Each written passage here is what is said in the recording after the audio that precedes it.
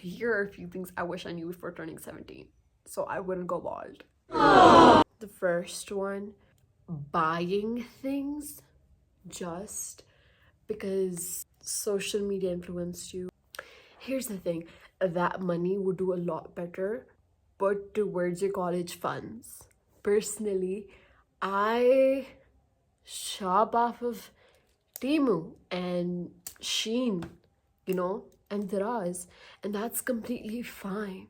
Your perception of coolness shouldn't be dependent on someone else's opinion. If you want to be cool, you are cool because you believe you're cool. These are just materialistic things. Okay, honey, trust me, when you're gonna go off to college, or if you're gonna go off to college, you're not gonna be able to pack up your whole life in one suitcase. Those things are gonna rot away in your closet anyways for the 4 years you're finishing your bachelor's degree. Maybe you'll grow out of it, or you wouldn't even like it anymore. I'd much rather spend my money on the same thing but a lot cheaper. And the money you save, you can put towards your college fund or towards something more productive. Don't be influenced by these social media influencers. Oh, but she has like a whole vanity full of makeup. She has like a walk-in closet with like 100 different types of heels and sneakers and slippers and dresses. You cannot compare yourself to someone who grew up in a completely different circumstance, right? We all have to make it there, but in order to make it there, honey, you're gonna need a college degree or a PhD. And if you don't got that, you gotta be able to afford it. How are you gonna afford it if you're spending all your money away on stupid stuff that doesn't matter? But but my mom and dad have made me a college fund. Okay, but what if things go south? What if something doesn't work out your way and suddenly you need a little bit more money to fall back on? But you don't, because you spent all of it on a Gucci purse or a Dior bag. Number 2 is friendships. Okay, this is a very obvious one. Genuinely, in life, especially in your teenage years, don't get too attached to a person or an object or something that just doesn't serve you right and doesn't bring abundance into your life. I personally have had friendships where I was clinging on to those people because I genuinely thought that if I tried hard enough, maybe it would change the circumstances or the way they treat me or the way they perceive me. Maybe I'll gain respect, but that never happens, okay? If a person genuinely doesn't respect you or your boundaries or doesn't give a fuck about what you're going through, that person is not your friend. I'm sorry to break it to you, girl. Miss Queen. Oftentimes, it is because of jealousy. It's not solely focused on jealousy. It could be their own insecurities that they're projecting onto you, or they had a hard time growing up. They never figured out how to actually grow up. It has nothing to do with you. Don't get so emotionally attached to someone or a friend you grew up or a friend in particular to the point where if they were to walk out of your life, it would make things fall apart. It shouldn't be like this, right? You guys shouldn't be solely dependent on each other. Independently stand together and be like, I respect you, you respect me as a person. And yeah, it's a mutually beneficial relationship. At the end of the day, you should be so driven and so confident and so bold in what you do that if another person comes up to you to tell you you're not worth shit, it wouldn't even matter to you because you know your own worth. Number 3 is social life. Going through high school is like your own personal villain arc. People are genuinely gonna try to bring you down, tear you down, shred you into pieces. You really develop thick skin and I think it's beneficial. Even in the moment, it feels like you're dying and life feels absolutely hopeless. It allows you to mature. It's like a caterpillar turning into a butterfly almost.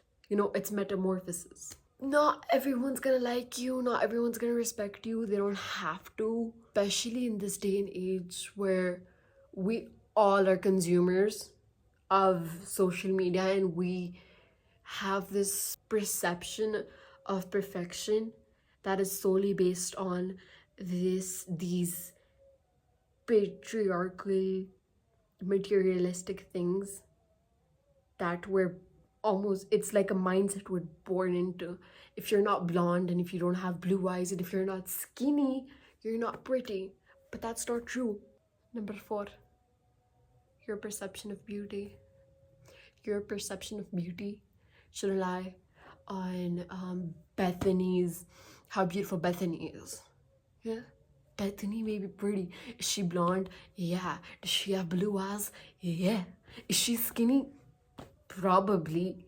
Here's the thing, we're not all molded to be the same. Being different and being diverse is what makes us beautiful. Someone may have small lips, another person may have big lips. Same goes for eyes. Smaller eyes, bigger eyes. Your nose may be crooked, your nose may be straight. You may have a sharper nose, you may have a button nose. Your cheeks might be chubby, or they might actually be really, your face might be really slim. You may have a sharper jawline than someone else may have a softer jawline. You may have thin hair, someone else may have thick hair. But that's what's beautiful.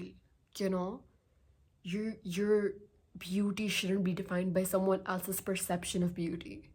Everyone's eyes see differently. So you may not like something, but I may love it.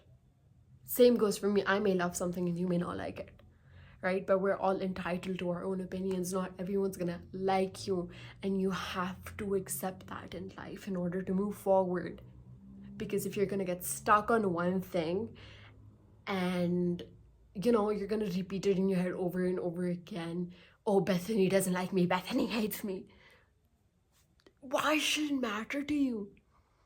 Bethany probably doesn't even have as nice of a life as you think. We never see people's struggles. They don't surface on you. Sometimes a person may look so happy and they may be miserable with their life.